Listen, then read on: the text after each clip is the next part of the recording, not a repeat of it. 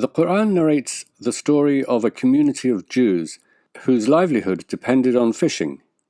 God wanted to test them regarding keeping the Sabbath, so he made the fish plentiful and easy to catch on the Sabbath, but absent every other day.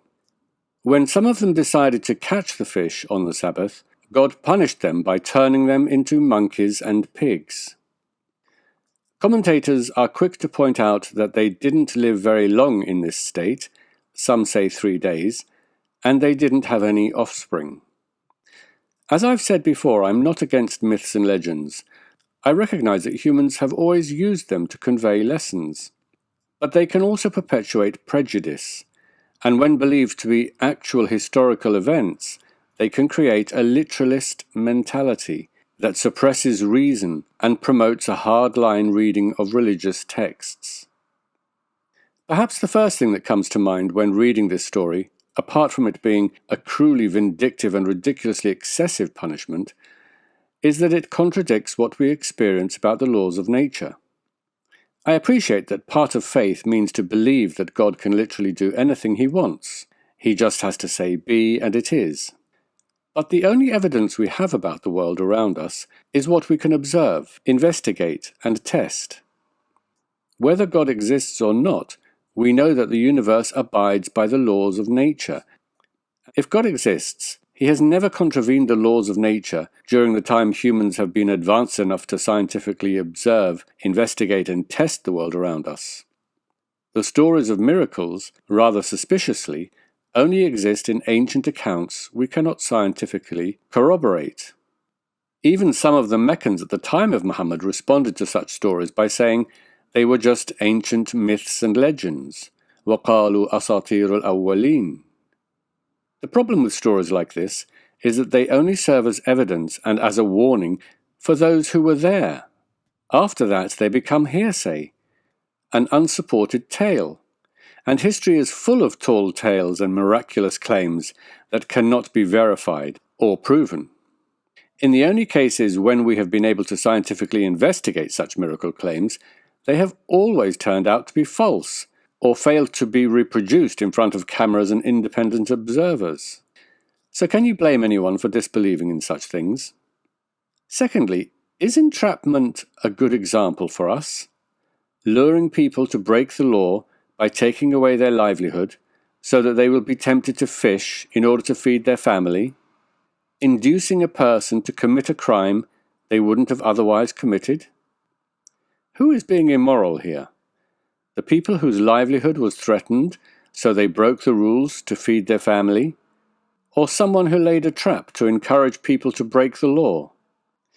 Thirdly, the Qur'an says that this episode is supposed to serve as a deterrent punishment, nakalan, to the people at the time and future generations. But how can it serve as a deterrent to people who never witnessed it? The Qur'an makes a great many threats like this, constantly narrating how God has destroyed past generations for their sins, sending fire and brimstone, making the earth swallow the wicked, drowning the arrogant, sending plagues to tyrants and transgressors. But have these threats ever been carried through? I'm not talking about ancient tales in a book. I'm talking about the reality of the world we see and live in. Show me actual examples of the wicked being punished and the oppressed being saved. How many despots, dictators, and criminals have killed, raped, and plundered and massacred? Tell me truthfully, has God ever lifted a finger? Deterrence and threats only work if they are seen to be carried through. Making threats and promises you don't keep simply undermines trust. Fourthly, what are we to make of the many examples of God directly intervening in this world and raining his wrath on sinners, yet today he ignores them, even though they do far worse than fish on a Sabbath? The Qur'an says, "You will never find in the way of Allah any change, and you will never find in the way of Allah any alteration." But I ask you, has the way of God changed or not? Did he once intervene miraculously in the affairs of humans, and now he doesn't? Is that not a change to the way of Allah? This episode, like many others, is presented as an actual historical event. As the Qur'an says regarding the companions of the cave who slept for 300 years, نَحْنُ نَقُصُّ عَلَيْكَ نَبَأَهُمْ بِالْحَقِّ. And the majority of classical scholars agreed that this transformation was a literal changing of their bodies into the form of monkeys and pigs. But there was a minority opinion that it is metaphorical, and this opinion is very popular today. But I don't think those who use it have actually thought it through properly. What exactly is it a metaphor for? The Qur'an says God seized them with a severe torment and a dreadful punishment, عَذَابًا شَدِيد and عَذَابًا بَئِيس, so as to make an example of them and as a warning and a deterrent for later generations.